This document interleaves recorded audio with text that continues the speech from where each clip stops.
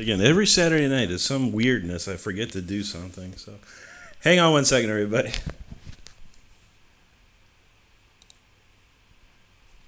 It's going to do a black screen for about 10 seconds.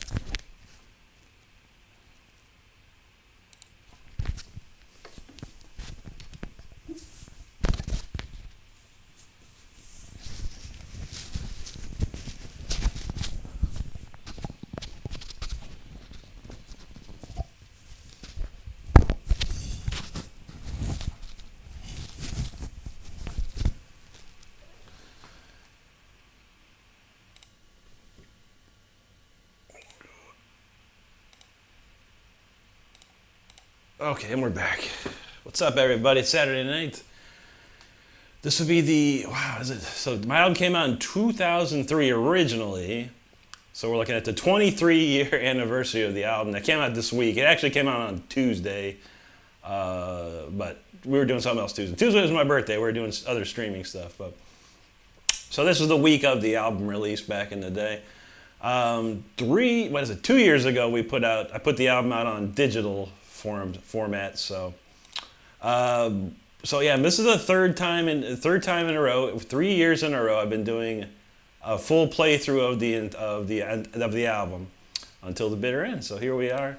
I wasn't totally ready, but I was kind of ready. So forgot my microphone.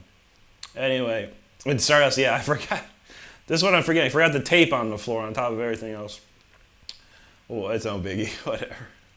Juji, how you doing out there? Artex, thanks. What's up, buddy? Good to see you. Eric Roy, how you doing, my friend? Artex, how you doing out there, dude? Will Johnson in the house. How you doing, Will? Great to see you tonight. Thank you, Juji. Yeah. So, and as you can see, this is not the guitar, but it's a copy, a replica, exact. Basically, it's the exact guitar that I used on this album. And on tour with Rob Rock and stuff like that. The Charvel Preda, this is from 1991. This is, so my original guitar that I always use is retired. It's in a case, it's in the closet, it's covered up. It's never going to be probably played again. It's so played out. A couple years back, I'm always searching for stuff. I saw this on Guitar Center for probably about $500. They had no idea what they had. They called it something else. They thought it was something else. So they named it something else. I knew exactly what it was, and I bought it immediately. Sight unseen. And it was perfect. It's exact black, perfect black. The only thing I swapped out, of course, is the humbucker, which I was Seymour Duncan Screaming Demon here. But otherwise, this is a 22 fret guitar, so it's a little different than my Jackson, of course. This is also a Jackson Blade pickup. This is essentially two single coils stacked on top of each other. So it's like a humbucker vibe. But as you can tell, it sounds very similar to my Jacksons as far as anything goes. But I finally got it to play a little bit better. The springs on it, I mean, like, this guitar was never played. If it was played like one time. And that was about it. The springs were so tight when I got it. I couldn't even play it. So it's been a couple. I've sitting around for a couple years, let the springs stretch out a little bit, and they finally got to that point. But here we are. Artex knows it's the Charvel. Yes, sir. Yes, sir. And Juji never saw this. Yeah, I've really not. I had it maybe once or twice, just kind of out, but I've never played it on stream before. K Travel, thanks, Bo. Appreciate you out there. Will says the room looks kind of empty. Progress, yeah, I know, right? But my camera angle's lower on the Saturdays, so and all that stuff that I had was in the way of the projection, so I had to move everything out so the projection will look kind of better. Oh, let's see. Karmic Paulson, house, how you doing, buddy? Good to see you, yes, sir. All songs on this guitar tonight, straight through. Nashi Kednas, how you doing, buddy? Great to see you tonight. Kate Travel said, have you played your whole life? I have, indeed. Yeah, pretty much. I started when I picked up a guitar at 13. Didn't really get into it till 14, but yeah, pretty much. I wish, man. Back in the day, it wasn't like that. Nowadays, 6-year-olds can play guitar. Back then, it wasn't even thought of, man. But I appreciate that, dude. Definitely 30 years of active playing where we at now. Reb is Nick. Hey, what's up, buddy? Great to see you tonight, man. Hope you're having a great day today. Oh, let's see. Where else we got? Mr. Fadari, man. What's up, buddy? Judy says, every time I see the Charvel, she thinks Carvel. Carvel ice cream. Remember that? Arctic says, what about getting some new springs for it? No, they were brand new, dude. I mean, this guitar, I swear to God, was when I got it, it was never touched. I mean, I don't know if you can see it, but it still has the Made in Japan sticker on it. This is extremely rare to have this Made in Japan sticker still on the back.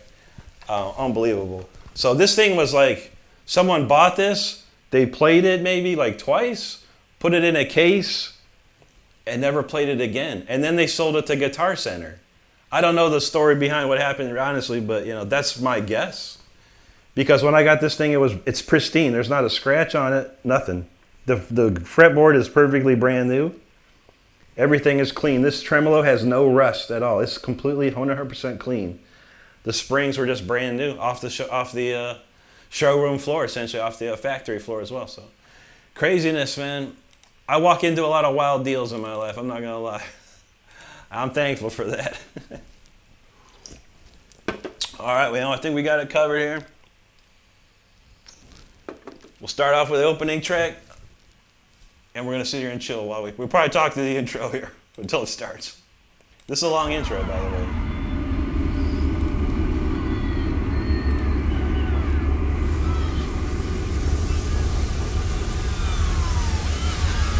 Artex and Carmack, this is a Charvel Predator.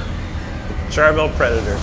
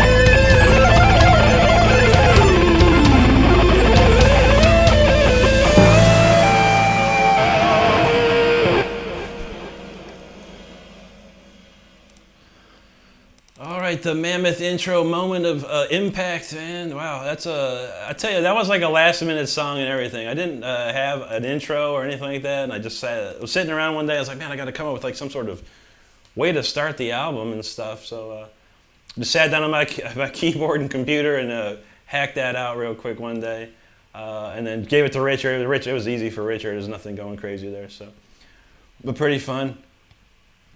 Well, let's see. Where we leave off at then? Okay, here we go. Matt Epstein in the house. He says he loves the Charbel. Thank you, buddy. It's an old classic, man. Almost missed that comment. Sorry about that.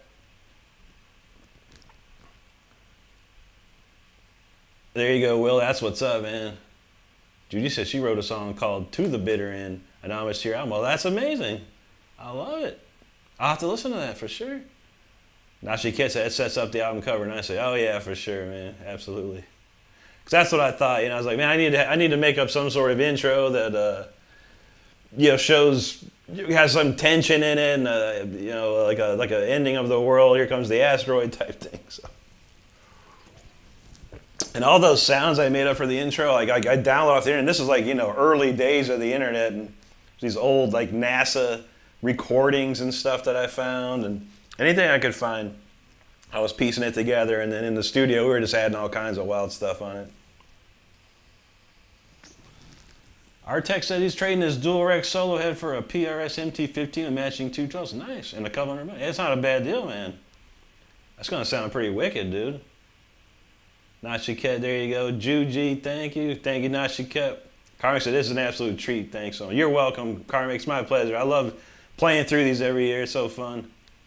Okay, Nachiket, Juji, Will, thank you. Artex, thank you. Appreciate you. All right, well, we will kick right into the next Crazy Jam. Of course, Until the Bitter End was probably the first song I wrote. Before I even knew there was going to be an album, I was writing a lot of stuff, including like this around the time of Storm Rider and stuff like that. But I had a bunch of these instrumentals already done. And a couple of songs were with my previous band, but we never played them out or did anything with them. We were just kind of practicing them. But Until the Bitter End was probably the first one. Came up with that very first harpsichord lick, and it was on from there. So here we go, the old classic, Until the Bitter End.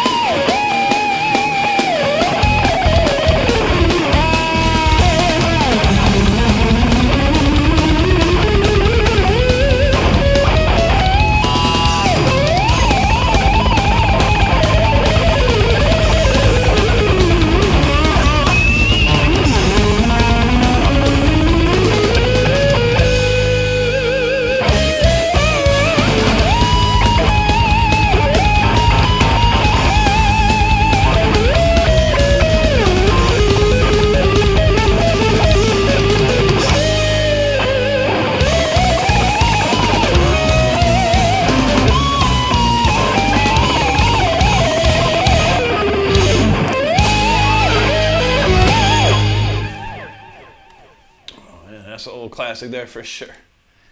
Until the Bitter End. That's the real start of the record right there. That was a fun song to play. You know, we play it quite often in the regular lives, but man, I never get tired of playing it, honestly. I never get tired of playing it. There's so much cool stuff going on in that one. But I hope you're enjoying it. Thank you so much, everyone, for hanging out tonight. Let's see. Carlina Rosario, thanks for the jewels out there. Appreciate that. Thank you, Juji. Yeah, I came up with this. I thought about this yesterday. I was like, hey, man, I should have a background that's like, you know, kind of more like the album cover. So I put something together, and it came out really nice. I really like it. I thank you. Actually, Kit says, loving all of you behind the scenes. Absolutely. We got plenty of that tonight. The whole show is going to be dedicated to the album tonight.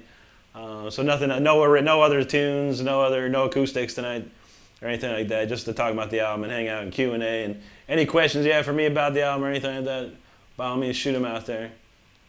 Nashi Kiss, ready for that. Juji, there you go. Corky, thanks, bud. Appreciate that out there. Nashi Kit, Will, Artex is feeling it. There you go, guys. 66 Aznor, how you doing out there? Nashi Kiss, what a song. Yeah, I know. I love that one, man. It's so fun. Mike in the house. How you doing, Mike? Good to see you. Oh, man, we just playing through the entire album tonight, Mike. Having a good time, chilling. Finally, the AC kicked on. I was sweating before I got on here. I was doing all this work. Neighborhood Dennis, how you doing, buddy? Great to see you out there tonight.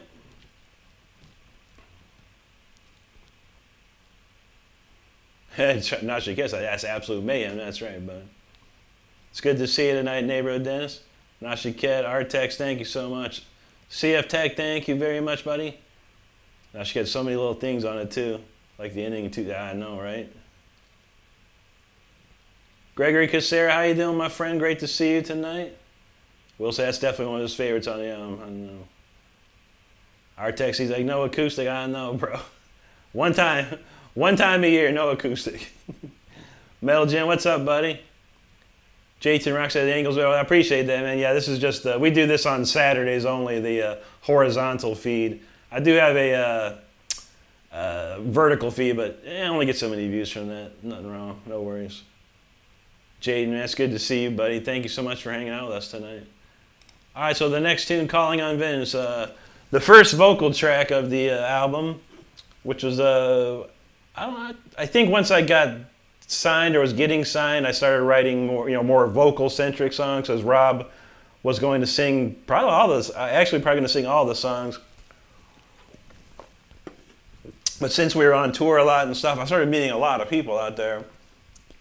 And one of them was Matt Sinner from Primal Fear, which was my favorite band, which was very cool. And he was trying to help me get signed to Nuclear Blast. But in the end, that didn't work out. The owner of Nuclear Blast had other plans, so we went to a different record label. But Matt was very happy to help me. And he wanted to play bass on the album. I was like, totally cool. And here's the sad story of this song. So originally, Ralph Sheepers, the singer of Primal Fear, was going to sing on this song, or part of it. They were going to kind of go back and forth, Ralph and Matt. Now this is the time where Pro Tools is and still is the king, but back then though it was you either had a Mac or you had a PC version, and where I was recording the basic tracks was with a PC version, and at the time I had no idea. There was different versions. You had to do something. You figured it was just a universal file. That's not the case. So we put the track on the CD, all the whole files and everything, sent it to him, and he had to go ahead and convert all the files from WAV to .aiff, which was at the time was Apple's proprietary sound file name. And it took him so long, because this is the computers were slower back then, so it took him so long because Ralph was there waiting just to start recording some stuff. It took him so long to get it done, he had to leave. So in the end, Ralph Sheepers did not sing on this song, which was a bummer for me, but a lesson learned about Pro Tools. But it's all good. Rob stepped up. He sang all the backups for this, where Ralph was going to sing. So it came out real nice. But it's an old classic, heavy metal at its finest right here, classic 80s. Heavy metal. This felt like a heavy metal Richie Blackmore song. But this one's called Calling on Vengeance, y'all. Let's get it.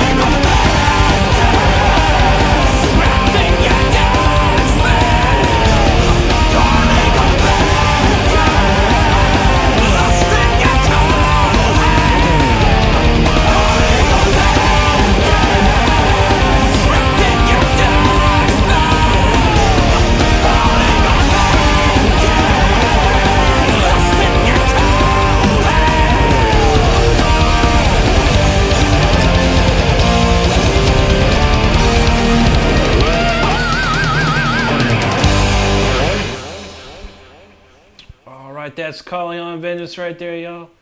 That's a crazy tune. Also, of course, Richard Christie played drums on every single song on this album. The keyboard player was Ferdy Dornberg on that one, who's played with a ton of different bands, most notably Axel Rudi Pell. But he's a German keyboard player and a super cool guy. So appreciate him, man. All right, so there we go. Thank you so much, everyone, for hanging out. Appreciate all the comments. Where we leave off, man, we got a lot of comments here. Okay, there we go. Carmen says, did you come up with the album cover art yourself? I did not, no. The internet was just really starting to pop off, man, and I was just like doing searches and stuff. And a lot of my favorite movies were like the apocalypse movies and stuff like that. And I started looking around. I was like just like looking up ELE, the extinction level event.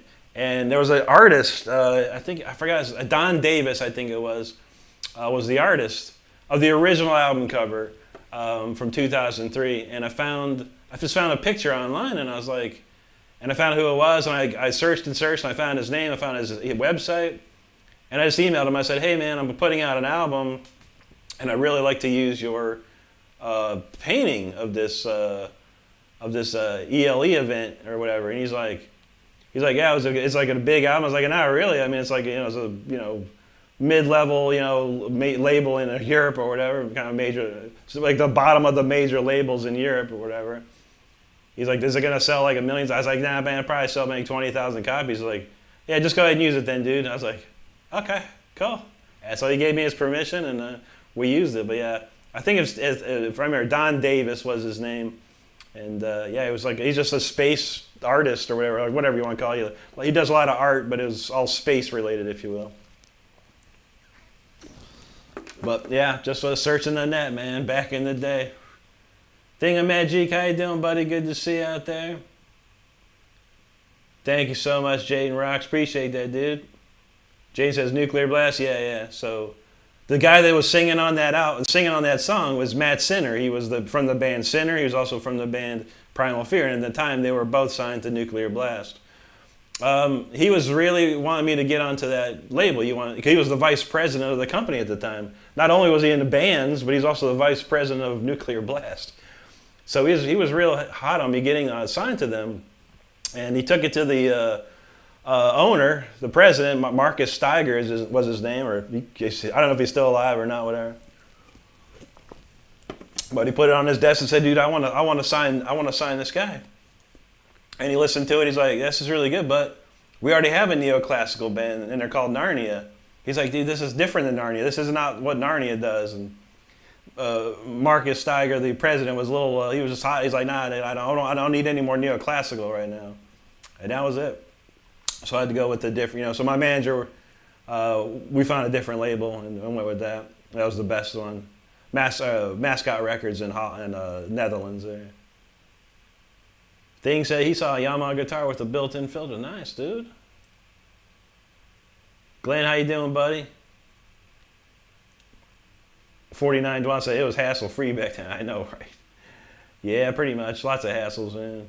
Neighbor Jen says horizontal, vertical. It's all about the angle and something about the proportion. Yeah, it feels better when it's like wide open like that, but we're in process of like moving everything real soon, so it's gonna be a completely different vibe real soon here. Misty, how you doing? Good to see you. Nashi Kid, thanks, bud. Thing said he can't sleep, his back kills him. I hear you, man. Man, we walked around Orlando the other day so much, man. My knee was killing me. I don't know where. Out of nowhere, my knee was like, what the hell? Man. Well, a nice little sleep and fixed it up. 49, thank you so much, dude. Appreciate that. Missy said, just came back to my room having outside cooking. There you go. That sounds fun. Now she kept feeling it. All right, Misty posted something on the story. We'll check that out later. Thank you, Juji. Misty said she had sushi today and shrimp. Dang, y'all tearing it up out there. Carmen said calling on events or ripping. Like, that's a fun one there, man. Think said he has some broccoli. He has some broccoli, and it still hurts. Ibuprofen, acetaminophen, nothing's working, man. Dang. You going to the doctor? I feel that, man. Dude, you said how's it get better? Any better than this? I don't know. Thank you. Now she gets that rhythm work. Oh yeah, man, some good stuff. Thank you, Artex. Yeah, Matt did a great job on that, and Rob doing the background was. Rob Rock did all the backup vocals for the whole album, man. It's fantastic, man. Rob is like an underrated legend of all vocalists out there, man. It's unbelievable.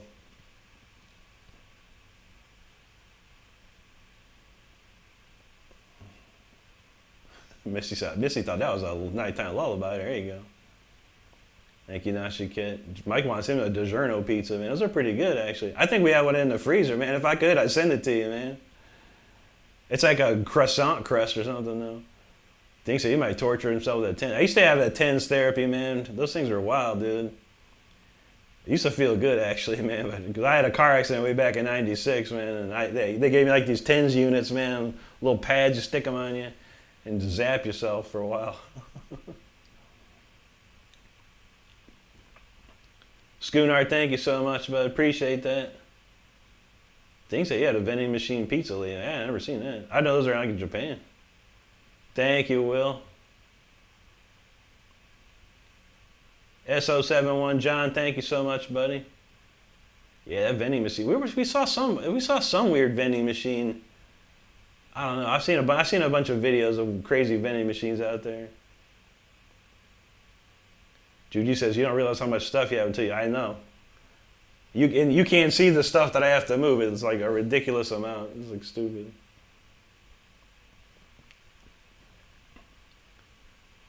Mensah, hey man, how you doing, buddy?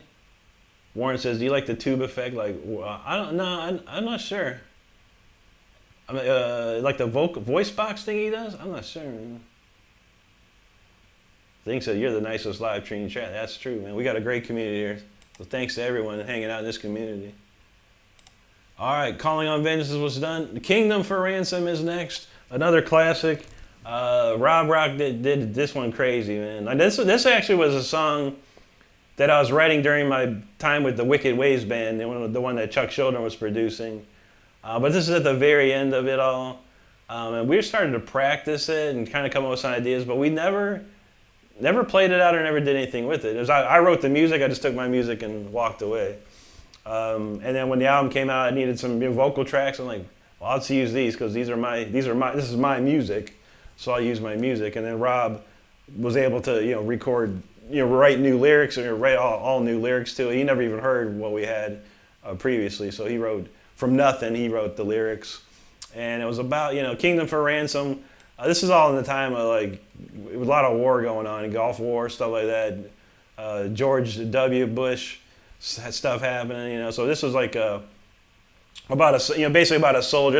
I think the main thing about it's like a soldier with PTSD, and how he comes back. He does all this stuff for our country. He comes back and he's treated maybe not the way he should be treated. So that's what this song is about, as far as I know. But it's a cool song and it's a rockin' jam. It's called Kingdom for Ransom.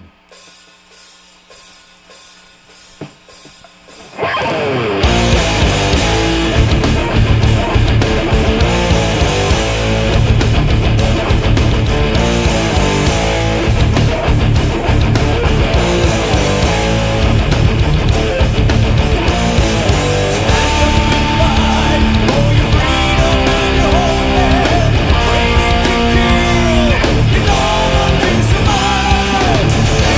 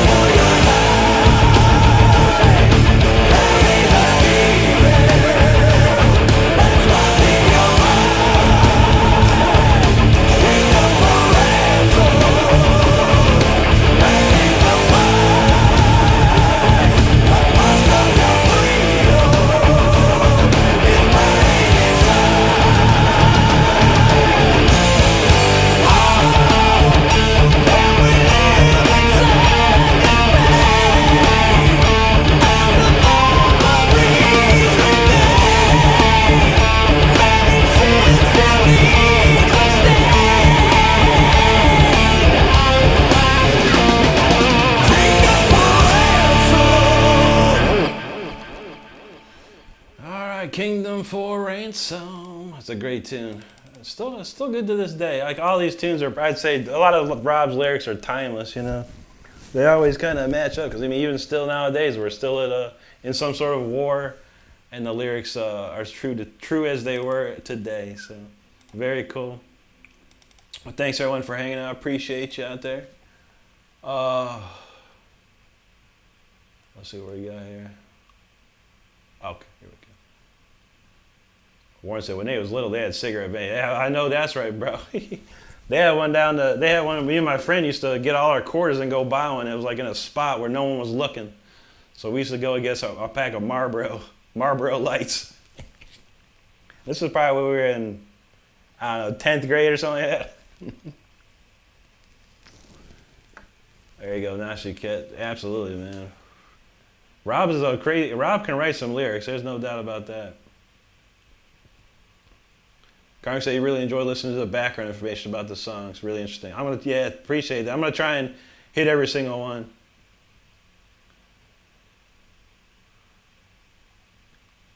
Mel Elijah, what's up, buddy? Good to see you out there. Think said his mom's getting out of the hospital soon. God, that's great, man. That's wonderful news, bud. Oh no, he said his skilling's rattling. Billy Quaid, thank you so much, buddy. I appreciate that out there. Nashi was feeling that one. Karmic, Will, thank you.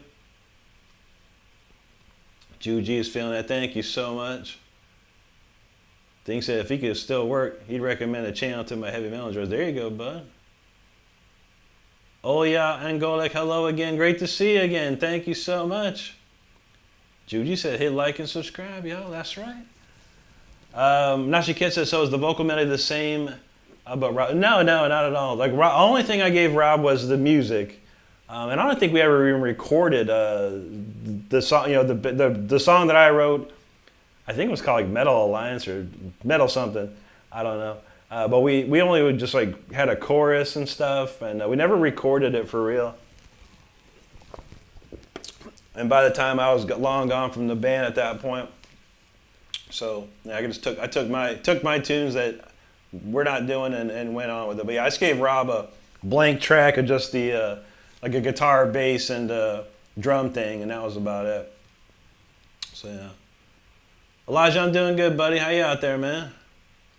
Greg says, where can I get that CD? If you want a physical CD, I would say go to a place called Discogs. D-I-S-C-O-G-S. I could probably pop it in the link. I don't sell the CDs. I don't have CDs to sell. I just put it on a digital formats. That's what I did a couple years back.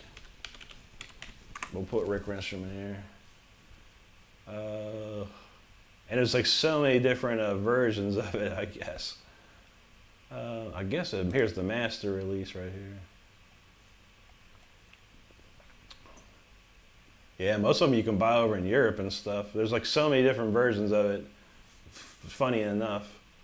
Here we go. Shop 34 listings. All right, I'll pop this in the chat. If anyone's looking for the CD of it, this is probably the best place to go. Unfortunately, it's going to be probably imported or whatever. So yeah, you'll have to probably pay a little extra. But this is the only place. Other than that, like might be able to get it on Amazon. You might be able to get it on eBay. eBay's another place I've seen it for pretty cheap.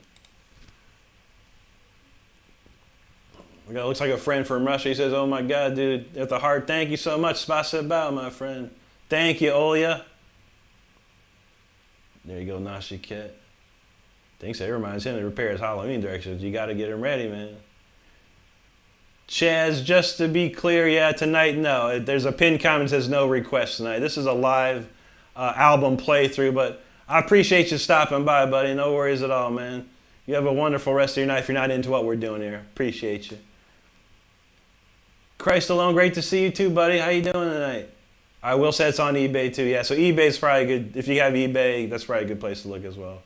Might be some in the, because it was released for Europe and Japan in 2003, and then I think in around 2004, I was able to secure the rights for North America and South America, and I had a different record label put that out over here. So there's some in America, you know, North and South America that are available to buy. So well, I appreciate it. I don't get any money from it, but I don't care, you know. It's all good. I get a little money from the streaming. All right, our friend from Russia, his name is Dennis. Oh, good to see you, Dennis. Olya said you liked and subscribed from the bottom of our. Thank you so much, Olya. Hoof in the house. How you doing, buddy? Good to see you. Ah, we're moving on. Well, the old classics coming up next. So yeah, this is the Symphony 40, of course, one of my favorite songs I listened to as a child by Wolfgang Amadeus Mozart. You know, when I started playing guitar, it was always something I dabble with. But when I was writing tunes for the album, this one was at the top of my list, and I wanted to try and come up with a rockin' neoclassical adaptation of Symphony 40. Not a copy. You know, a lot of people do straight copies of classical pieces. I never wanted to do that. I just wanted to use the melody and make my own solos and kind of make my own progressions for it. But it's an old classic, fan favorite, of course. You know how it goes, Symphony 40.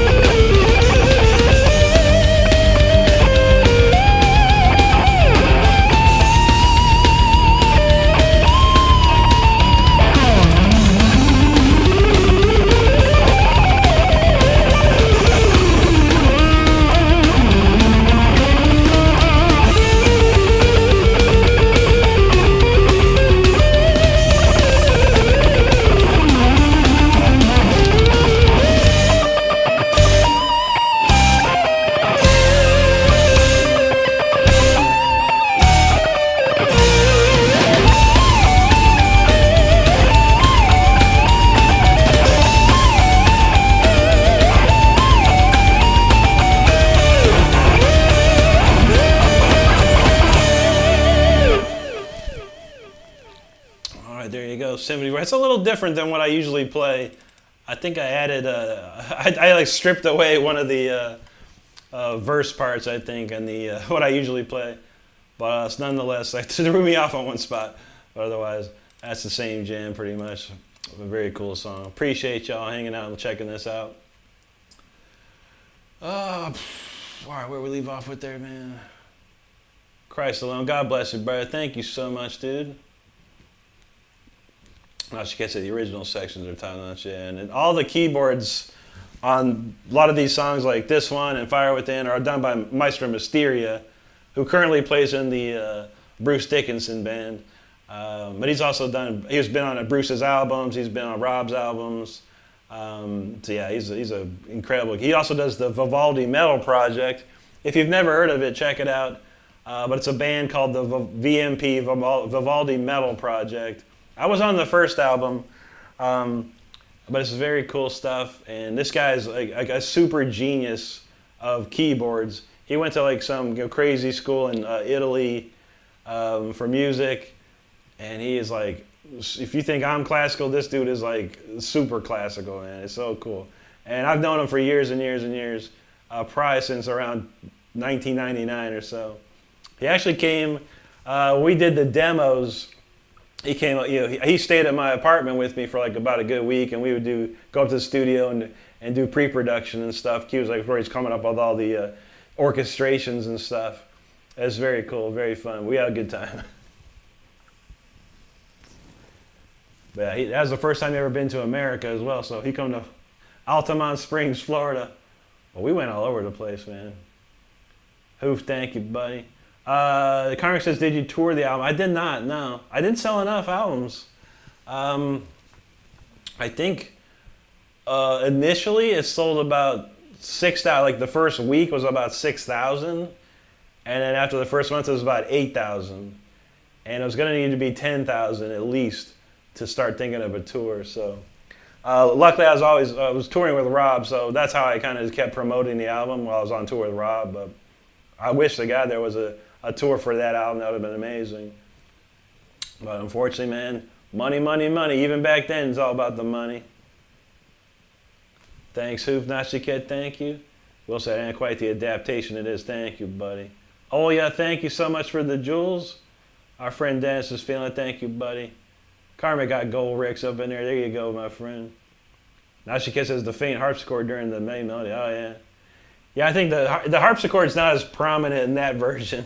But you saw when I do it on just my own cut of it during the weeks and stuff, definitely I put the harpsichord front and center. But I'm pretty sure if we ever play it live and things like that, we'll make sure the harpsichord's up there.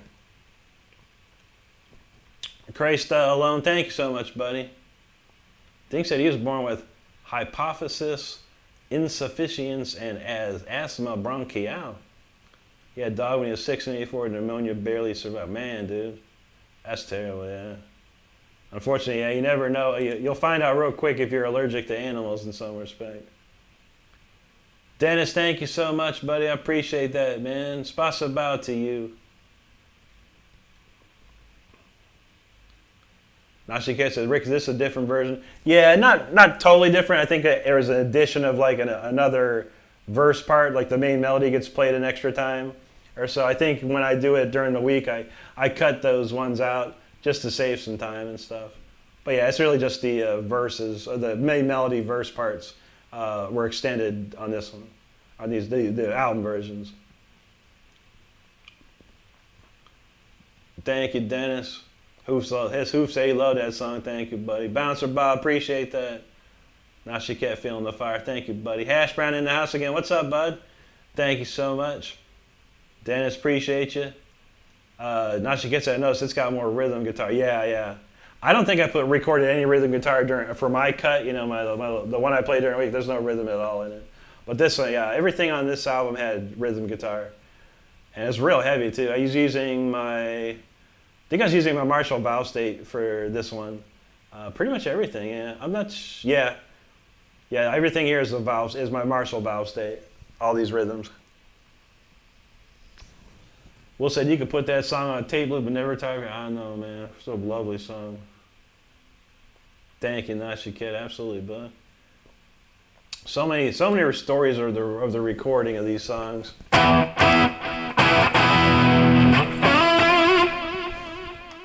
What we got next? All right, we got a crazy tune here. So, Victim's Paradise was next on the list. This is another song that I had written with the Wicked Ways band, or I wrote it and we were practicing it, but we never played it out or did anything with it.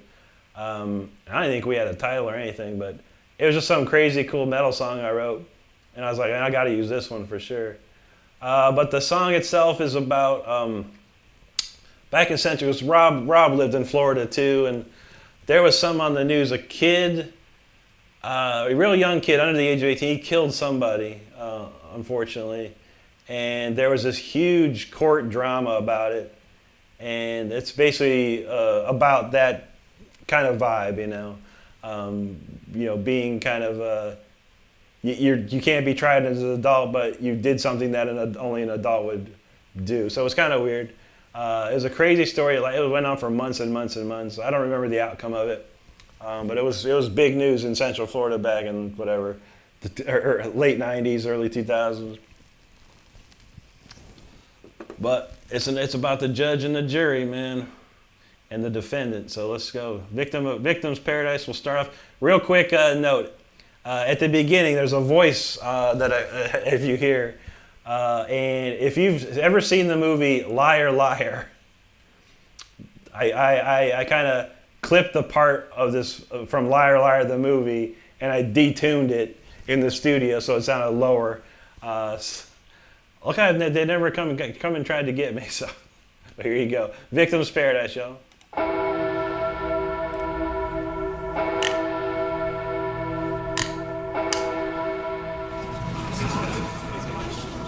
Order. Order.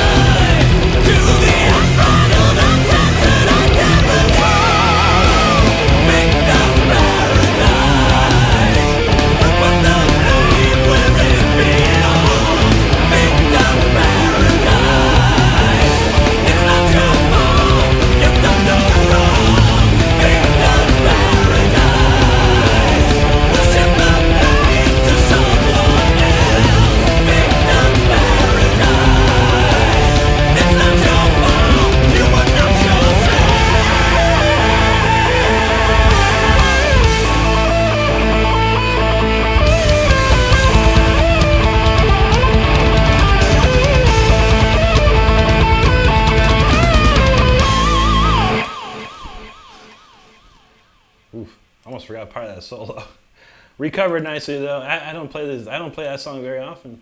It's been a long time, but man, that's a cool one. Real heavy duty, Euro style power metal for sure on that one. But I hope you enjoyed it, and thank you so much for hanging out tonight. If you haven't subscribed, make sure you do so. We appreciate you out there. Anyway. Dennis, appreciate that, buddy. I'm not sure. You read the lyrics a few weeks ago and wonder what the lyrics were about. Yeah. I should get a liar. I know. There you go, Dennis. Not you kidding. It was Richard Christie, man. That drum intro.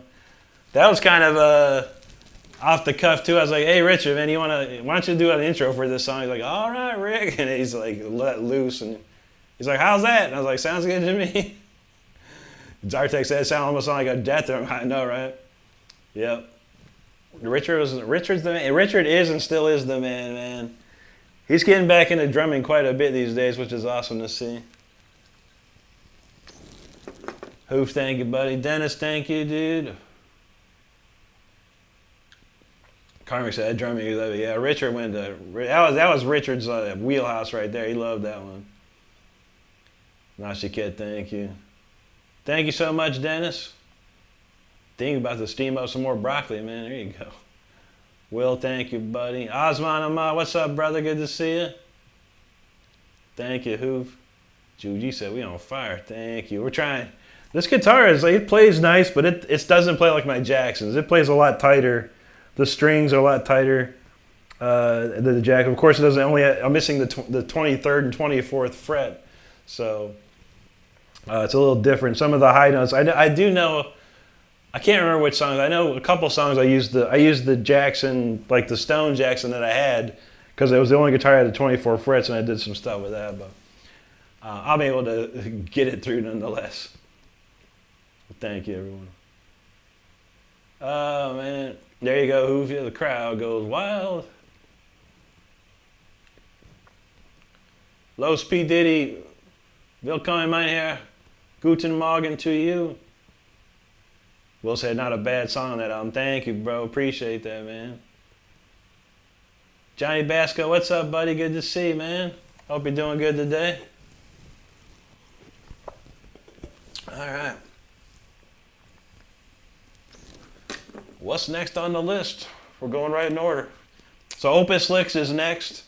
Another classic. So this song, I wrote a long time ago. Probably late 90s, like 97, 8, somewhere around 97, 98, 99, somewhere around that time. And back in the day, when I was looking around, there was a place, it was called mp3.com. And you could upload your songs there.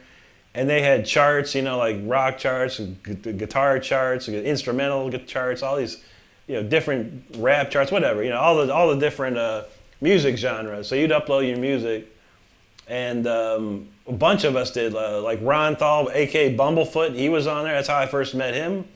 Rusty Cooley, and quite a few others. I can't remember. There's one dude that was really awesome, and I keep trying to find his name, because he did a lot of classical adaptations and stuff. I can't remember his name, and I've been looking. But a bunch of us dudes were on there, and this song Opus Lix was like #1 on like the instrumental charts for like weeks. It was crazy. And I had a demo, like a kind of a decently recorded demo version of this. That's actually can be heard on this. There's like an EP that I put out called Future Intense. In about 1999, and it had a bunch of some of the songs you've heard, you hear nowadays.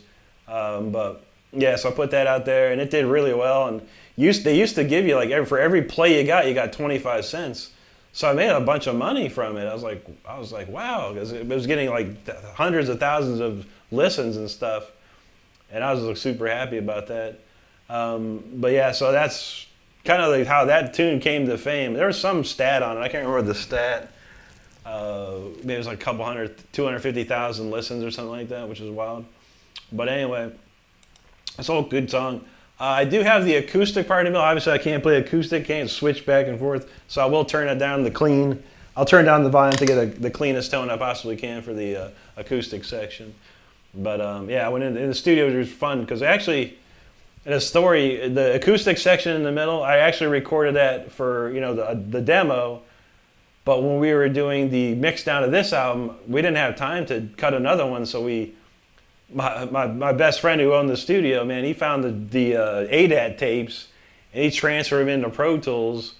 And then we just, kind of added some new effects to them and things like that. So the acoustic part was actually done long before the album was ever recorded, so which is cool. But let's go. Opus Licks, one of the old classics here.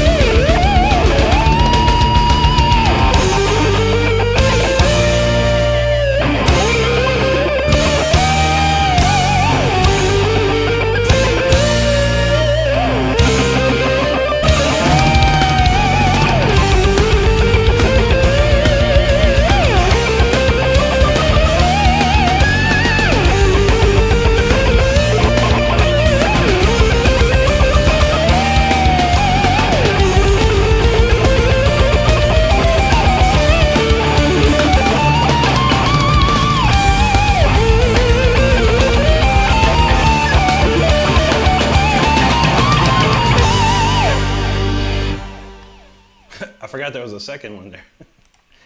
That's a crazy tune, though. It reminded me of something like Richie Blackmore would do. It's very influenced by Richie for sure. But yeah, it's a great tune, a classic, and well loved by many. So thank you so much for checking that out. I appreciate each and every one of you listening tonight. All right, where we leave off, man. Thank you so much, everyone, for the great comments. Appreciate it. There we go. She gets that's an old one. Oh yeah, that's a real old one. Mike said he's still bopping the Victims of Paradise. That rock. There you go, man. That's a good song, man. Like I said, that was probably my best version of like a power metal, Euro power metal jam there. Well, I'm glad you enjoy it. Johnny said he went to school with Rusty. That's awesome, dude. Yeah, I've known Rusty's way back then. You know, we started talking and stuff, but he was always awesome. He's still one of the best players out there, man. It's so good. He's actually been starting to do stuff again. I've been seeing a lot of videos of his pop up recently, so that's really cool, man. But he's a super cool guy, man. Amazing player, you know. If you ain't never checked out Rusty Cooley and you like shred guitar, he's the guy, man. He's the guy. Daniel Berry, what's up, buddy? Good to see you. Steve in the house, thank you so much for those jewels, brother. Ding, he said, bonus fact, you know that Kool-Aid was available in Europe when it was Quench? Oh yeah, wow, that's funny. Kool-Aid Man, oh yeah. That's some good stuff, man. If you were a kid in the 80s in America, that's all we drank was Kool-Aid, man. And we try all kinds of wild. We take grape and mix it with cherry and do all kinds of wild stuff with it. John said, I know you said this before. What kind of guitar is that? It's about a while ago. It's 20. Nice, dude. This is a very old guitar. It's a Charvel Predator. I think this one's a 1991. They made it. I think they made it in 1990, 1991, and then before that was called Charvel Model 3DR, which was basically the same guitar as this, same configuration of pickups and one volume knob. It had a Kahler Floyd Rose. This has the Shaler licensed Floyd Rose, but yeah, it's a reverse neck. Only 22 frets on these ones. But I played like a guitar like this. I had it in the closet, but this was the guitar I played on tour and on a lot of albums and stuff like that. I'd use that at least use this like on Leash Law. Not this one, but the guitar I used to use was used on Leash Law. My album, of course, all the touring I did with Rob Rock. So yeah, it's an old classic for sure. Chris Oliva and Sabotage were basically where I saw it, and they were endorsed by Charvel at the time and kind of doing advertisements for these guitars.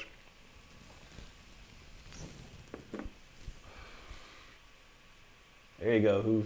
Our text say love Opalix. Thank you, buddy. He said that might be his favorite. Thank you, dude. Yeah, it's just got all kinds of cool stuff, and especially the album version with the acoustic middle section, the old kind of more homage to Al Di Meola and things like that.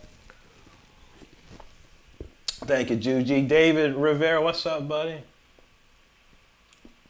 Thing was getting into that one there. How you doing, Steve? Good to see you, bud. Who said that was a flying opus? There you go. David, thank you, buddy. Will said something's wrong with YouTube tonight. Only 30 people on the special live and under 100 likes. An hour. I know. Yeah, well, like I said, I do on the Saturdays. It's always like this, Will, because on Saturdays I do a vertical stream, and YouTube doesn't push these horizontal streams. Excuse me. YouTube doesn't push these out. I do have a vertical stream going, but they don't really push that out either. A little bit, but not as much as if I was just using my vertical setup, you get a lot more views. But this is I don't want to do this on just a straight vertical stream. I wanted to give it the full effect, and you could see everything. And we take our time, because you know how weekday streams, vertical streams are high impact, moving and grooving. We got to fly through stuff. This one on Saturdays, we take our time. But I appreciate you, brother. It'd be nice to see a lot more people, but I think maybe the most we ever had in here is like 40 or something like that on a Saturday, which doesn't bother me. I've been doing these Saturday live streams for like 3 years, so. And I enjoy it. It's a lot more chill. A lot more chill out here. There you go, Nashi Kit. Artex, bro, thank you so much. He said Opus 6 my jam. I love the live version. Thank you, my friend. Appreciate that. Yeah, I wish I had access to that. There is a funny story, but a real quick story about Opus 6 was funny. So back in the day, the Fire Within video got a lot of traction on YouTube. At the time, it was only like 60,000 views or something like that. But you know, this is where the trolls started to start to emerge, I guess, because I was reading the comments of this Fire Within video, and someone literally said, "This is Photoshop." I was like, "What?" You know, I didn't think I took it personally, but I was like, "What?" You know, this is long before, you know, how I do things nowadays. But I was like, "All right, well, screw that, man. I'll show you it's not Photoshop. You know, I'll show you." So I had a YouTube channel, and I released the video on there, and I said, yeah, some people are saying that I'm Photoshop, so here's a live video. It was me, Richard Christie, and Steve Eller on the bass, and we did a live show. It's like with Rob Rock. We opened up for Rob Rock, and that's pretty much the only live time we ever played some of these songs. But yeah, I somehow I lost access to that YouTube channel. I can't get it back. But it had a good, it had more like another, I don't know, 39, 40,000 views, something like that. It's pretty cool. But that's old classic there. That was like a bonus. There was that bonus video of that, and something else. I think Tower of Babylon. So the USA or the North American, South American version had bonus videos on it. But I'll be damned if I remember. I remember Opus 6 was on it, but I can't remember that one. Towers of Babylon, maybe. Thank you, Nashi Kit. All right, things say it's Sunday over there in Germany. That's right. Sonntag. Osman's feeling that. There you go, bud. Mike's going to plug his phone for a little bit. No problem, brother. Yeah, no problem. We'll do this. We won't play all this stuff again tomorrow, but we'll be back on the vertical stream tomorrow night, and it'll be back in action. Nina Burgess, how you doing? She says, you're amazing. Go for it. Rock and roll. That's what we're talking about, Nina. Thank you so much. I hope you're having a great day out there today. Mama Shredder up in the house. How you doing, Mama? Good to see you tonight. Huggy Bros, how you doing, bud? Good to see you. Red Key talking about southbound. Yeah, man. It's eastbound down, rolling up and trucking, man. That's how you do it. Sonya, how you doing tonight? Good to see you out there. Karmic says, when writing, do you map out rhythm tracks first to build a foundation for your solos, or do the melodies come to you spontaneously?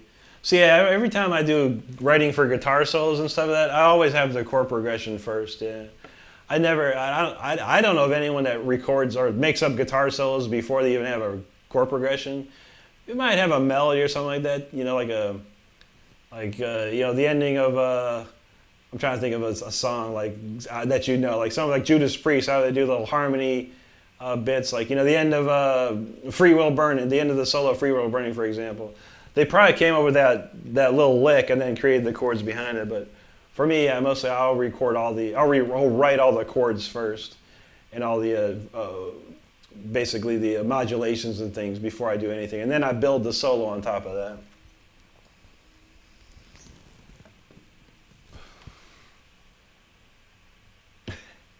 Thingamajig talking about some Hello Fresh commercials out in Germany, man. Thank you, Steve. Appreciate that, man. I made that last night. I thought it'd be fitting for the Until the Bitter End playthrough tonight. Where we go? Mama, we're doing pretty good. Just running through the album. I did my solo album. We're running through every single song one by one, and telling little stories about it. Nashi Ket says today's stream is extra special. Love the album. Absolutely, buddy. I try and think of all these stories, you know, remember. Sonia, thank you so much. Johnny said Rusty blew the roof off the auditorium at the school of talent, so I'll bet, dude. And we knew he was going places. Chris Oliver, absolutely, brother, yeah. Yeah, Rusty's always well known as one of the fastest guitar players on the planet, dude. And he is crazy with it, man. So crazy. Now she gets at LMAO, the Photoshop. It's serious, yeah. You could go look at it. The comment's still there. The comment's still there on the Fire Within video. I don't own the Fire Within videos. Like a friend of mine who recorded the video and edited everything. He posted on his channel. Oh, back in the day, he's like, "Hey, mind if I post on my channel?" I was like, "Oh, whatever, dude. I don't care. Go for it." Little did we know it hit like 300, almost 400,000 views now. David Rivera, buddy. What's going on, bud? Lisa says, Rick, do you have a bus? Did you? We had a great birthday, Lisa. Thank you so much. Had so much fun.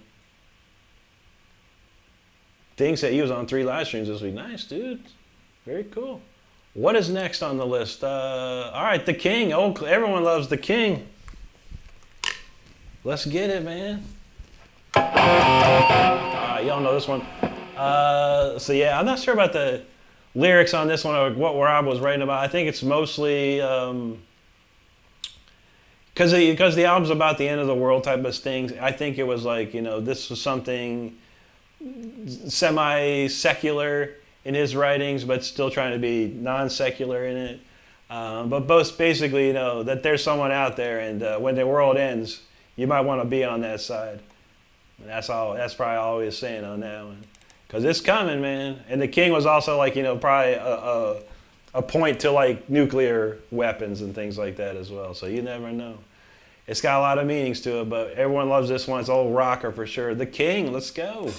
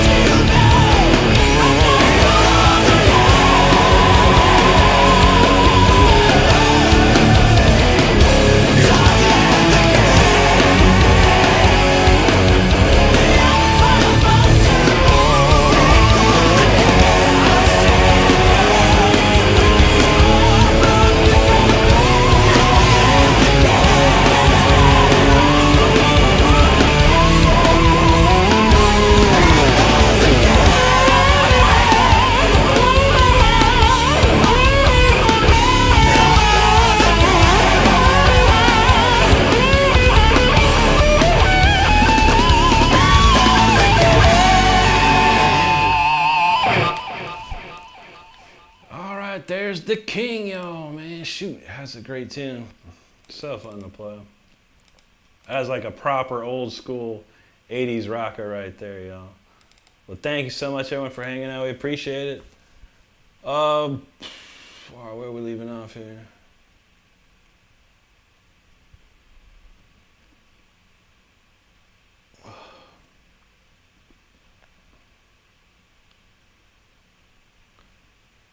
All right. Artex said he saw Rusty when he was a young teen in Michelangelo, and he was blown away. I still remember when he first had the 8-string I ever seen. Yeah, dude, that was crazy, right? And he played all those 8 strings too, man. He didn't mess around, dude. That'd have been wild. I saw him. I hung out with him. Oh, God, dude, it was probably 2017. He actually played this little club up in Newport Richey, Florida. And I got to hang out with him. It was been a while, man. But yeah, he's super cool, dude. So sick, too. Artex remembers downloading videos on Kazaa. Like, oh yeah, dude, absolutely, man. Kazaa, heck, I remember that. Now she knows. Here comes the king. Things that you fantasize about making content, have tons of old sound. Hey man, ain't nothing wrong with that. You could definitely do that. I mean, YouTube serves two purposes. Either you want to try and be famous on YouTube, or you just want to put your stuff out there and see who likes it, man. You never know. Leave a legacy behind of information that you know. And I think, a lot of people, they start putting stuff on YouTube and they get discouraged. Like it's not getting views. No one's watching it. Nothing, so you have to kind of break it apart. And you think, well, if you want to make it on YouTube, you better learn how to use YouTube. If you just want to post stuff and have your legacy up there, you never know who might see it. You never know who might search for it, but it doesn't take much but a camera and a microphone of some sort. Tyler Carter, no, I've never learned any wasp, dude. Probably never will, bro. But we appreciate you, man. Nashiket knows that. Sarbamba. Planet Earth, yeah, our buddy. Nashiket, Lisa, thank you. Thing knows he don't want to set the world on fire. That's an old classic right there. Fallout. If that's some Fallout music. Karmic, Nashiket, thank you, buddy. Artex said he loved those old songs. Yeah. Oh, yeah, Fallout Radio, like for Fallout 3, Fallout 4, man. Classic stuff, man. So good. Artex said he saw Abby go live nice. Yeah, she usually goes live on Saturdays. Brody will be on in about, 24 minutes or so. So, yeah, all the shredders on tonight, y'all. Plenty to watch if you want to stick around to YouTube, that's for sure. Roar Doc, thank you so much, buddy. Karmic said that these tunes have to be turned up to 11. I know. Speaking of, I need to turn the volume up in here, man. It's very low. I'm going to turn it up to 65. Anyway, thank you, Nashiket. Hoof was feeling that. Artex said he still needed to get some vocals laid out for his song, probably some power metal and some screams. That's awesome, dude, yeah. Plenty of plenty of singers out there these days. If you watch, Jared Dines had some video content, singing video contest a while back, a couple months ago. And there's a bunch of people. I was like, who are these people? They're awesome. It's like, oh, man, they got their email address and everything. I'm thinking, man, if I ever want, I'm going to go hit them dudes up. Because there are some really good singers on there. All right, Juju, you guys shred the bed, no problem. She was at the powwow today. Stick a fork in her, she's done. I feel you, Juju. Take care of yourself. And thank you so much. We appreciate you. We'll play your songs next week for sure. I'll save the songs you sent for next week. Absolutely. Greg said, a guy that has a recording studio in his house. He put the song I wrote on a CD for free. He's good. To Ray Manzarek, listen to the song. Nice, dude. That's cool, man. Yeah, it's always nice to know someone that's got a studio. They can do a lot. I've got a basic setup here. Everything's all digital. But my friend Rich, he's the one getting crazy with it, man. Hoof said he just checked out Rusty Coolio. Oh my, yeah, dude. Rusty was always the guy you're looking at, man, I need to practice. People come into my chat and go, oh man, I got no excuses. I need to practice. Yeah, Rusty was that guy for a lot of us back in the day. Steve Laswell, thank you so much, buddy. Ward Rock, he's like, that's some true souls. Thank you, bud. I guess that's a super fun one. Yeah, that's a cool, classic, proper rocker, man. Savage, what's up, buddy? Thank you very much, man. Hoof knows the 80s ruled. That's right, man. Johnny said, "Badass too." Who sang Ripper Owens?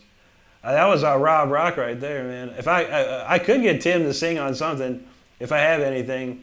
I've known Timmy Owens for since I was 16. Tim Owens is from Kenmore, Ohio, and I'm from Akron, and we always cross paths.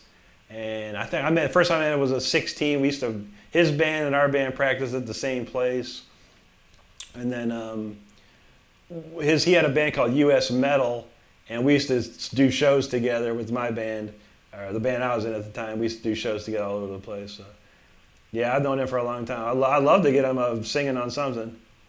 One of these days. Absolutely thing, man. CF Tech, man, appreciate you, buddy. You take care of yourself, man. Have a good one. All right, Towers of Babylon. I'll see if I remember this one. This one was, I played through it once or twice real quick. This is a crazy tune. Towers of Babylon was another one. It was a late written song on the album. I needed another song. I think I had some ideas, and I was like, all right, then I fleshed it all out and got it done.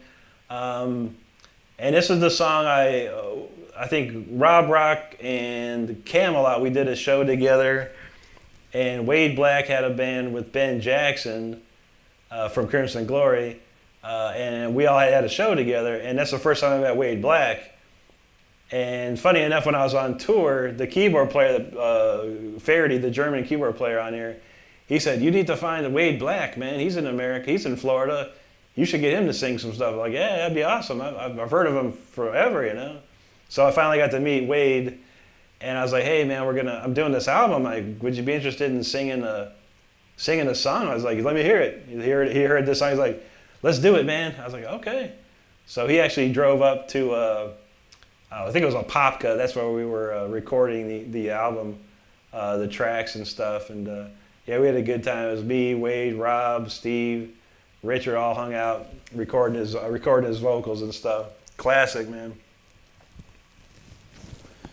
But Wade went crazy on this one, and Rob did all the backing vocals on this too. But this is Towers of Babylon.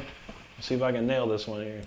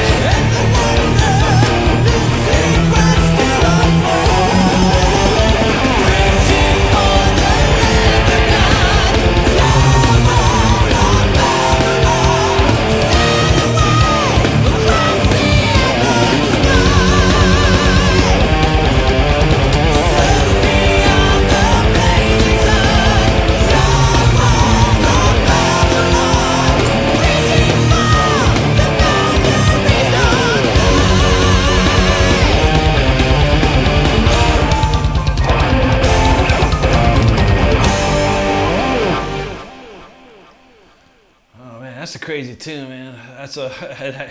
And that song is basically about, what's outer space, what's out there. We don't know what's out there in outer space. And we're always searching. Scientists are searching. There's asteroids all over the place. Any one of them could hit us at any time. So basically what that song was about, that Rob wrote. So very cool song. But yeah, that was a fun one right there. And we did play that live. I do remember that. So. All right, where we leave off then. Thanks everyone for hanging out tonight. I truly appreciate it. Let's see. All right, we had to go. Okay. Who knows Chagrin Falls, man? There you go, buddy. That's up in the Cleveland area. Dasha Kissa, this is the one I've heard the least. Yeah, I don't play that too much. Don't really play it too much. Mason, I do know a lot of Pantera, buddy, but we're not playing any of that tonight. We're doing an album playthrough here, buddy, but I appreciate your time. You have a great one. If you're not interested in what I do, thanks, buddy. No worries, dude. No worries. Nashi Kiss feeling that. Hoof, there you go. I know. People, I don't know. I want someone to pin a comment, and I want to go into their live, and I want to see what happens when you go into someone's live. Because you would think that would have popped up. But I don't know. Nashi Kiss said, let's see if I can nail this one. Proceeds to shred his feel. I know. I practiced this one like twice, because I don't play that too often as well. I remember it in my head, but I don't play it too much. But it's a cool tune.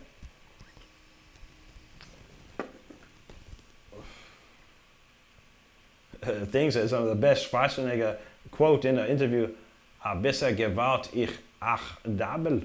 A little bit of violence also. There you go, man. Arnold's the best, dude. Nashi Kids said Ricky Rhythm playing is always such like, thank you so much, dude. Yeah, always people, people don't think I can play rhythm or play chords or anything. They're always like, yeah, play a B chord, bro. Play a power chord. And they're like, did you know I played rhythm guitar on 3 major released albums in my lifetime? I had to play rhythm guitar for Rob Rock. If the other guy was playing a solo, I had to be playing the rhythm, man. Will said, all these stories are amazing. Thanks for sharing, of course. Thank you so much, buddy. Will, we appreciate you very, very much, man. Nashi Kiss said, can't believe I slept on it. I know. It's probably the most slept on track of the album, honestly. Funny enough, Tyler Shep, 15-year-old Tyler Shep, he always talks about it. He always wants me to play that song. He likes that song, which is super cool, man. You can never imagine a 15-year-old into that tune, but that's one of his favorite songs on that album. Johnny, thank you, buddy. Appreciate that.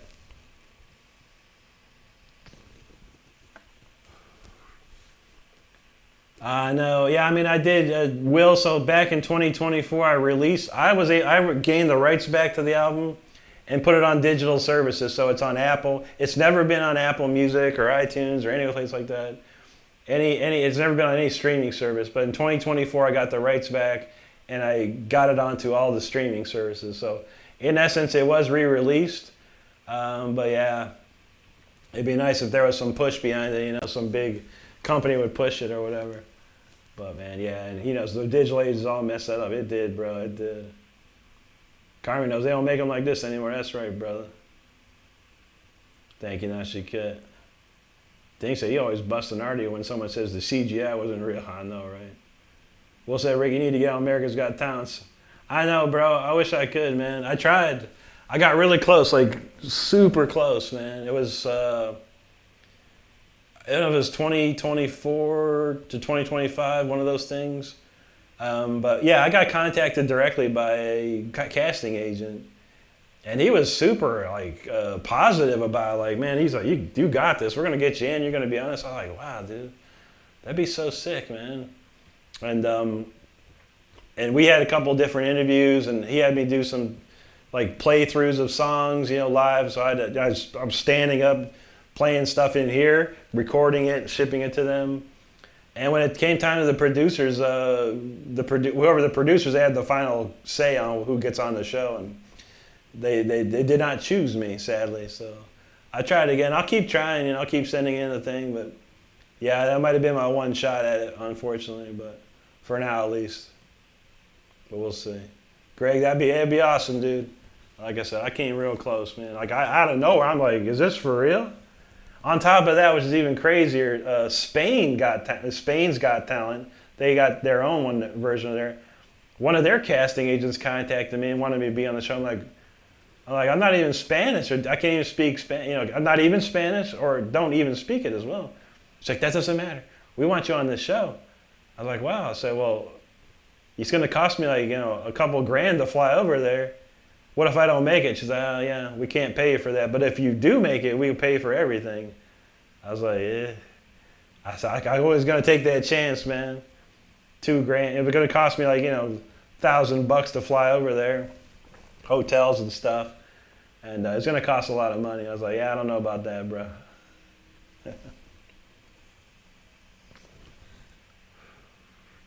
Things say, yeah, a buddy from Slovenia has some sick sense of humor. There you go, man.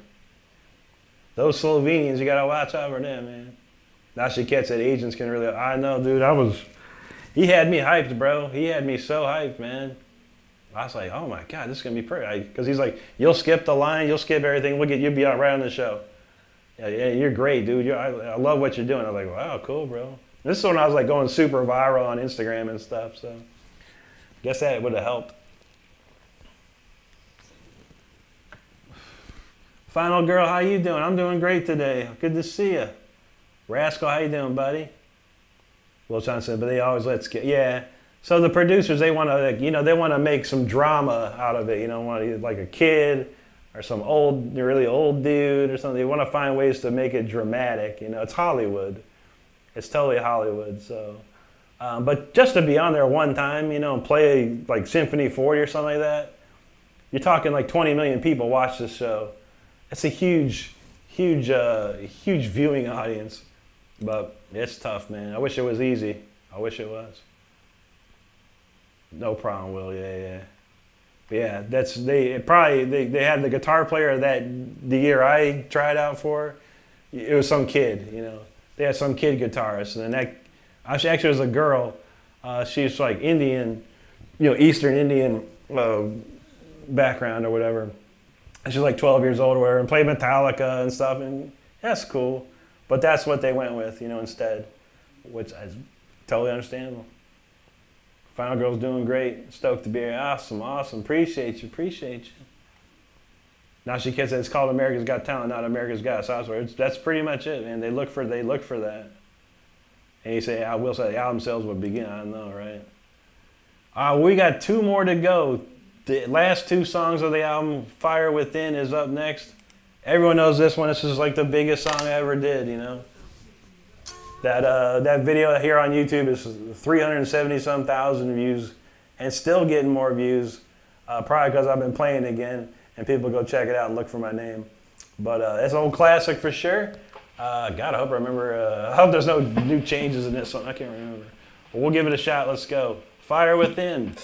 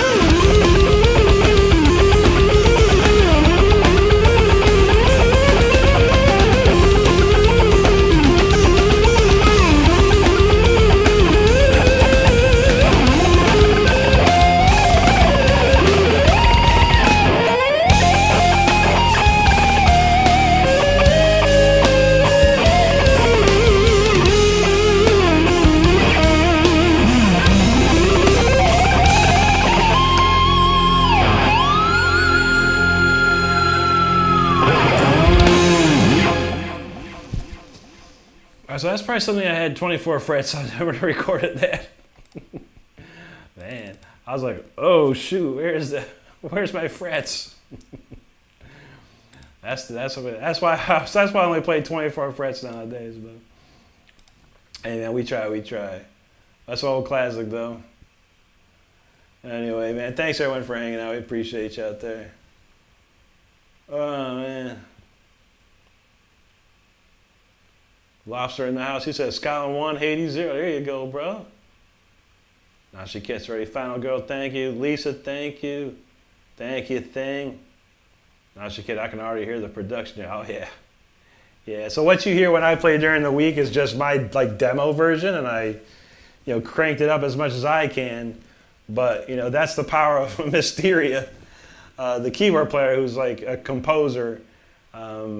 Who can write, he's got more school, he took more school than I did, honestly. So I'm probably like 60% of what he can do. He can just sit there and look at it and go, oh, okay, and then start to really put in. So whenever I do my next album, man, I'm guaranteed I'll have Mysteria redo all my orchestrations and stuff. That'd be insane. Will say that's his second favorite song. Yeah, thank you, buddy. That's a classic. So, Nashikesa, it's cool. We get to hear the song in a different light. Absolutely, man. Yeah, the album version is crazy. Like all these album versions, like you hear of the instrumentals, so much going on. My stuff is, the stuff that you hear me do during the weeks and stuff are pretty chilled out, compared. There might have been Nashiketa actually, if you listen to the album track. So what I had to do was use a program called Moises. I had a premium whatever subscription to it, and I tried to get as much out as possible. But what it does is it takes like a track, like you could like have an MP3 track of a full song, and it'll split all the parts. It'll take everything and split it apart. So it'll split apart the drums, the bass guitar, vocals, rhythm guitars, all this stuff, and keyboards were always a problem, to get out. So some of it's missing probably in that. And it's more probably rhythm guitar centric. But yeah, if you listen to the album version itself off the iTunes or Amazon or the CD, you can hear all the strings and stuff, man. But yeah, that's the sad reality of these stem splitters is what they're called essentially. Now she gets it. It's like more like a rock version, yeah, a little bit. That's how it was originally. The song that is on YouTube is, I don't think there's any keyboards on it at all, if I remember correctly. It's just rhythm guitars and bass, of course. Rascal the Man is one of a kind. Thank you, bro. Karmic said, Rick, not like, dang, auto. I feel you, bro. Now she gets that was epic. There you go. Navy Blue, man. He said, you deserve a deep dish pizza. That sounds delicious, man. I love pizza. Thank you, bro. Appreciate that, man. Will Johnson, there you go, buddy. Appreciate that, man. Thing knows we steamrolling in the night. That's right. Prefect, it's good to see you again, man. God bless you, brother. Thank you so much for hanging out. Thing says, I'm not sure he could be a rock deity. You never know. You never know. Now she goes, you're saying you're 60% of him. That's oh, man, dude. He's a genius, man. There's certain people that, how I always say guitar is a journey, the music itself is a journey as well. And Mysteria is the kind of guy that he went far, man, with his musical journey. I think he has the equivalent of like a doctorate, like 8 years of college. I don't know what they call it in Europe like that, but he studied at conservatories and things like that for piano. Like his piano playing is just unbelievable, man. He's like Tony McAlpine, like piano player style of stuff. He's that amazing on a piano. But he also studied classical music like you wouldn't believe, and he knows how to break things down. He knows how to, if there's a part that needs orchestration, he knows how to add all the stuff. Like he's like a Mozart of our time, like and stuff like that. But yeah, if you look it up, look up Nashiketa, Vivaldi Metal Project. It's here on YouTube. Go check that out, dude. It's some pretty wild stuff, man. and all the stuff he does, all the arrangements, all the composing for all this stuff, and it's amazing, dude. Dingo trying program is Behringer Acid House drum machine. There you go, man. Will said he'd kill for a Chicago deep dish. Oh man, food is probably the only thing I miss from living in Chicago. Yeah, buddy. You ever? I know it's probably not. It's probably like Chicago light, but that Pizzeria Uno. We used to have that stuff back in the day up in Central Florida, man. That was so good, man. Talk about a proper pizza, man. No problem, Lisa. T. Walker, thank you so much, buddy. Thinks says maybe I write a hit for a Ballerman. Be all the cringe, but for the money. Hey, man. Money's money, my brother. Money's money. If you can make it, go for it, man. Go for it. I've been trying everything, man. Make some money, man. See if I can get enough money to make an album, go on tour, all this stuff, man. It's not going so well just yet, but things take time, sadly. Things take time, so we're trying to get there. We're trying to get there.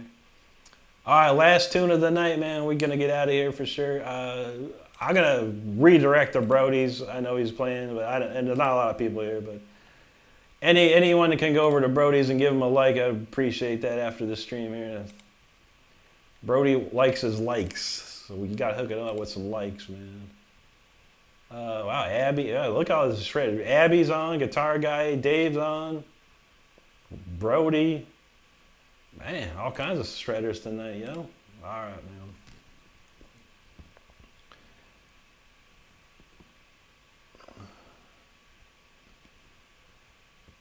Thinks that Chicago, this kind of town, yeah. Stardust is from Chicago originally. Will Johnson Pizza, yeah, that's a good one, dude. Not because I thought you'd do Cold Winter Night for a while.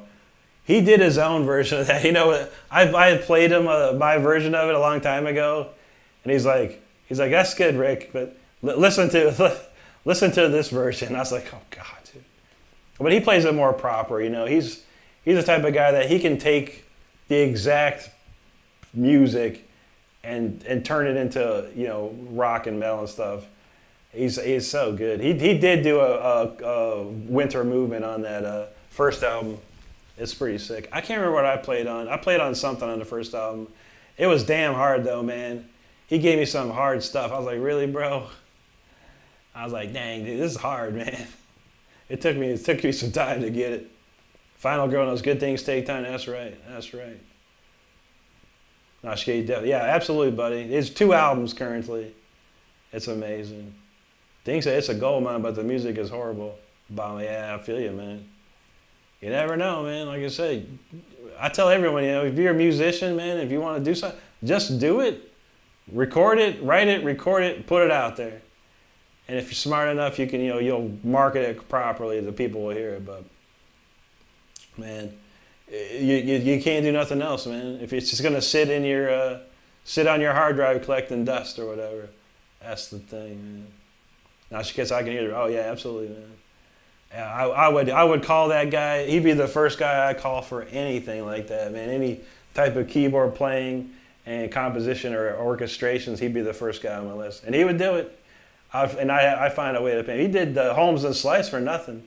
Wait till you hear this Holmes and Slice album. I keep touting and talking about it, but man, he did that for nothing for me, man. And it's amazing, dude. The stuff that he put on there. And we do a lot of back and forth guitar and keyboard solos too.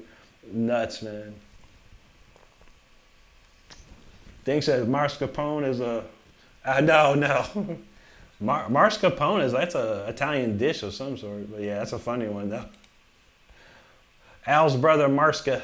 There you go. All right, y'all. Well, this is it, man. We've gotten through the entire album. Get some good stories, some good times, some good fun. We appreciate everyone here. Of course, I'll be back tomorrow night. That's Sunday night. I'll be on at 9 p.m. Eastern time. We'll be back to our usual scheduled project. Stone Guitar has got his string fixed, so we'll be rocking that again and playing all kinds of new stuff. So, but old classic here, Destiny's Call. I don't have no idea how I wrote this, man. I do remember it's very Ritchie Black. A lot of these instrumentals, a couple of them were very Ritchie Blackmore. I was really getting into Ritchie Blackmore around this time, learning a lot of stuff and trying to understand his style even more than I did. And so a lot of the Ritchie Blackmore kind of oozed out into a lot of this stuff. But it's an old classic, Destiny's Call. Let's go.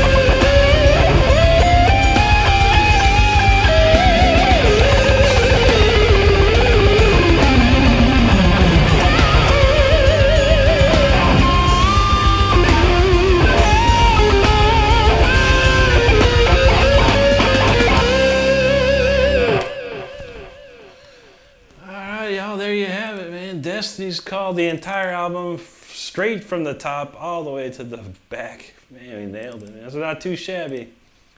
I don't play that whole thing but once a year, so we did pretty good, I think. Few mistakes, not too bad, not too bad. But thank you so much, everyone, for hanging out. Artex said he loved to add keyboards to all his songs. Oh yeah, man, so nice, man. Keyboards, keyboards we got a bad rap in the late 80s. Everyone's like, oh man, keyboards, man, it makes it all, I was like, I loved them.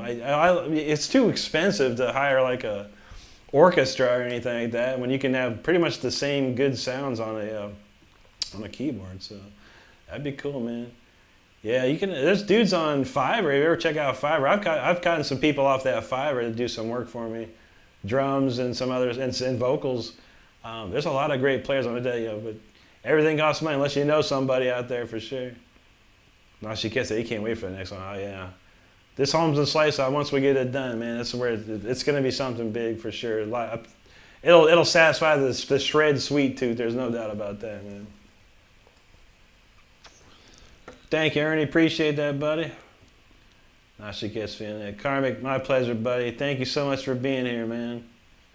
Now she gets it. You can listen to hours more stories. I know. I got plenty of for sure. Next year, more stories. We always get some stories during the week for sure. CT7264, man. Thank you so much, buddy. Now she gets. I say this is more modern Renstrom, the crazy key. Yeah. That's old school stuff right there, man. The last couple of years I've really expanded my writing mind a little bit to really go further. And because I don't, not that I don't care, but I was like, I'm gonna write whatever I want at this point, And if someone likes it, great. If they don't, that's fine too.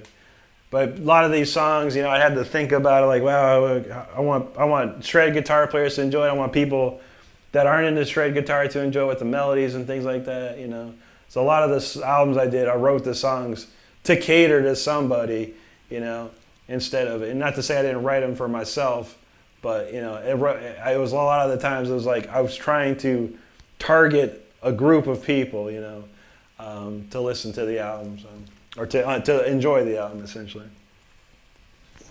But nowadays, man, I'm just going to write what I write, And a lot of people like what I'm writing. It's really cool. I've been having a lot of fun writing these tunes. Karmic, take care of yourself, brother. Thank you so much, man. Dink said he can only work for 20 years. He's officially retired. I got you, man. There you go. Now she can't say he's air conducting without realizing it. That's a good one, man. Marcos Airboss, man, thank you so much, buddy. Yeah, now she can't be on fire. That's a good one, man. This guitar plays nice. I won't use it all the time, obviously, but it plays really nice. It sounds really good. But yeah, I'm happy with this. I was afraid I was going to be able to play all these tunes on it, but dang it, we made it through. Thank you so much, Will, man. We appreciate you so much, buddy. I hope you have a great rest of your night, and definitely we'll see you tomorrow.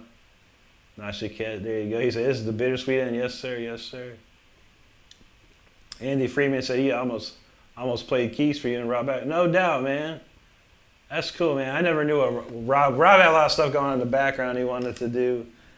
For the most part, he always wanted a 2-guitar band, but yeah, there's a lot of stuff he was doing with keyboards, and he wanted to add that.